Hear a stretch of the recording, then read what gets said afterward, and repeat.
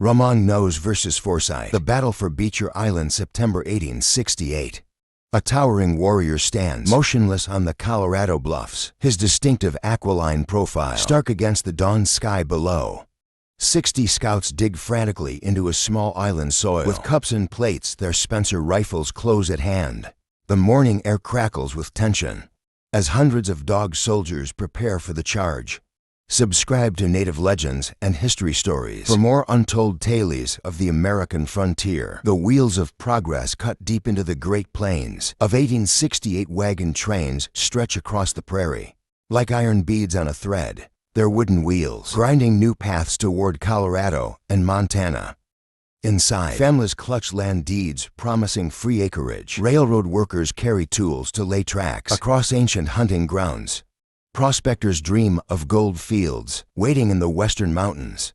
Between the Arkansas and Platte rivers, warriors of the Plains tribes move like wind through the grass. Arapaho arrows find wagon wheels with deadly precision. Cheyenne warriors materialize from morning mist to strike at railroad camps. Kiowa and Lakota riders shadow survey parties, their presence marked only by disturbed grass and vanishing hoof prints. The scars of Sand Creek still bleed fresh in their memories. For winters past, Colorado soldiers had struck their sleeping camp. Warriors returning from the hunt found their families scattered in the bloodied snow. Now each wagon wheel, bringing more settlers westward, cuts deeper into their homeland. General Sheridan's response takes shape in unusual form instead of traditional Army units. He summons Major George Forsyth to his tent. The Civil War veteran's eyes gleam with interest as Sheridan outlines his vision. A specialized unit of scouts who can match the Indians' swift, silent warfare tactics. Forsyth and Lieutenant Frederick Beecher spend weeks selecting their men. Each candidate must demonstrate their worth, splitting playing cards with rifle shots at 50 paces, tracking week-old trails across windswept prairie, surviving 3 days in the wild with only a knife. By September, 48 men earn their place. Their Spencer repeating rifles gleam dully in the sun as they ride west from central Kansas toward Fort Wallace. On September 15th, a breathless messenger arrives at the fort. 25 warriors have struck a freight train east of their position. The scouts' horses thunder across the prairie, within the hour hooves drumming a steady rhythm. As they follow the raiders' trail toward Colorado, fresh tracks join the original path. With each passing mile, 3 riders here, 5 there, a dozen more merging from a hidden valley. The sun sets blood red on September 16th as Forsyth's men make camp along the Arakawa River's southern bank. Their horses graze quietly in the gathering dusk. None of them notice the Lakota scouts watching from distant bluffs, counting their numbers before slipping away to a massive encampment of dog soldiers nearby. At their camp, Roman Nose's presence commands attention without a word. Standing over 6 feet tall, the warrior's frame towers over his fellow dog soldiers. His prominent nose, which earned him his name among white settlers, catches the firelight as he listens to the scouts' report. His warriors whisper that his medicine makes him invincible. In battle, no bullet can find him, as long as he maintains his sacred rituals. The warriors plan to strike at dawn, but young braves grow restless. In the pre-dawn darkness of September 17th, their attempt to capture the scouts' horses fails. A startled mount's whinny shatters the night's silence.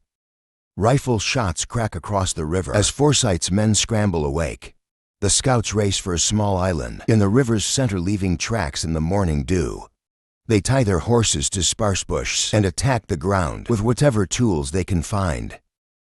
Spoons scrape shallow trenches, tin plates become shovels. Bare hands claw at the earth, desperately trying to create rifle pits. Before the main assault begins, the first charge comes as the sun crests the horizon. Dozens of warriors thunder down the hillside, their horses' hooves throwing clods of earth. As they split into 2 groups along the river banks, Spencer rifles answer from the island, mechanical clicks of livering actions, followed by sharp reports.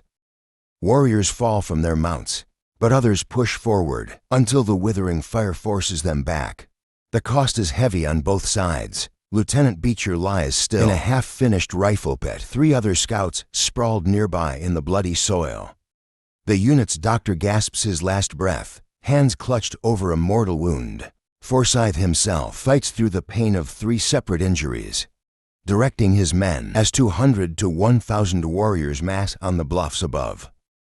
Among them stands Romagnos, watching the island through the rising gun smoke as his dog soldiers prepare for the next assault. The morning's failed charge transformed into a deadly game of patience. Cheyenne warriors melted into the tall grass along both river banks, their rifles crackling with precise shots. One by one the scouts' horses collapsed, their bodies adding to the growing barriers around the rifle pits. In the warrior camp, Romagnos sat alone, his towering frame bent in contemplation. The previous evening's events weighed heavily on his spirit. Unknown to him, the bread he'd consumed had been tainted by an iron fork's touch, breaking his sacred protection ritual. For years, his power in battle had been guaranteed by rules: never shake a white man's hand, never eat food touched by iron. Now that protection lay shattered by a simple meal. Cheyenne and Sioux leaders gathered around him, their voices urgent with pleading. "Your warriors need you," they insisted. "Your presence alone will drive them to victory." Romagnos remained unmoved, his eyes fixed on the distant island. The warriors' appeals grew more desperate, until finally one voice cut through the rest. "Has the great Romagnos become a coward?" The words hung in the air like gun smoke. Romagnos rose to his full height, his expression hardening into the mask of a warrior, accepting his fate without a word. He began preparing for battle, painting his face with the sacred colors, braiding his long hair, donning his finest war shirt, adorned with scalp locks and medicine symbols. Warriors gathered on the dry riverbed south of the island, their ponies stamping impatiently in the morning heat. Sharpshooters concealed themselves in the prairie grass along the opposite bank, their rifles ready to pin down the scouts. During the charge, Romagnos mounted his war horse, its mane braided with eagle feathers that caught the sunlight. The charge began with a thunder of hooves on dry earth. Romagnos led from the front, his war lance raised high, his powerful voice carrying the war cry. Across the river, the island's defenders huddled in their rifle pits, Spencer rifles trained on the approaching warriors. At the island's edge, the scouts' discipline held. Their first volley erupted as one, a sheet of lead and flame that cut through the charging line. Warriors tumbled from their ponies, but others pressed forward. Another volley crashed out. More warriors fell. Still they came on. Romagnos drove his horse forward through the chaos, seemingly untouchable as bullets whinned past. Then at the height of the charge, his medicine failed. A single shot found its mark.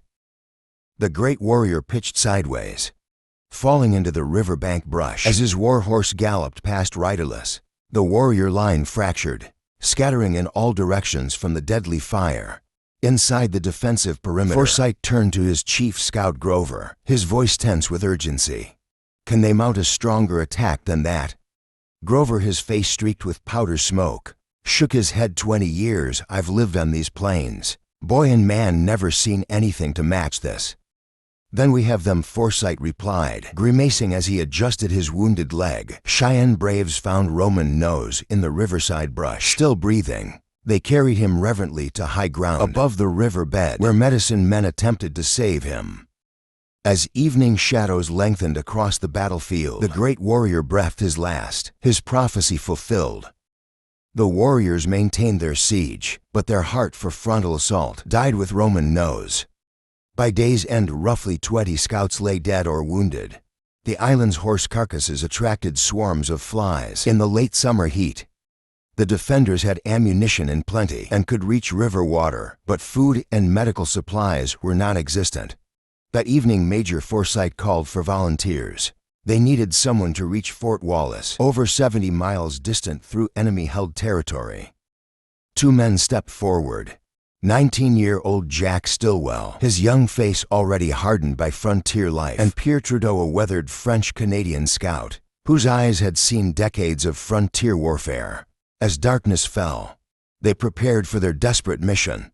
Under night's protection, Stillwell and Trudeau ghosted away from the island, their bodies melting with the dark earth. 3 miles they crawled, measuring each movement, like grains of sand through an hourglass. Daylight forced them into hiding, emerging only in darkness for 5 consecutive nights. A buffalo's sun-bleached remains became their unlikely shelter, its hollow carcass shielding them from searching eyes. Their temporary refuge held danger. A rattlesnake's scales rasped against bone. A bullet's report would alert the warriors. The snake's warning could betray their position. Stillwell answered with a mouthful of tobacco juice, blinding the serpent's eyes and burning its mouth. The snake withdrew, leaving them alone in their macabre hideout on the island. Misery deepened with each passing hour. Merciless sun scorched exposed skin, while night brought bone-chilling cold. Sharp-eyed warriors concealed in the grass claimed any scout who dared lift his head. Fallen horses rotted under the prairie sky, their decomposing flesh becoming the scouts' only sustenance. Thick swarms of flies darkened the fetid air. 2 more scouts tried breaking through the siege under darkness but returned unsuccessful.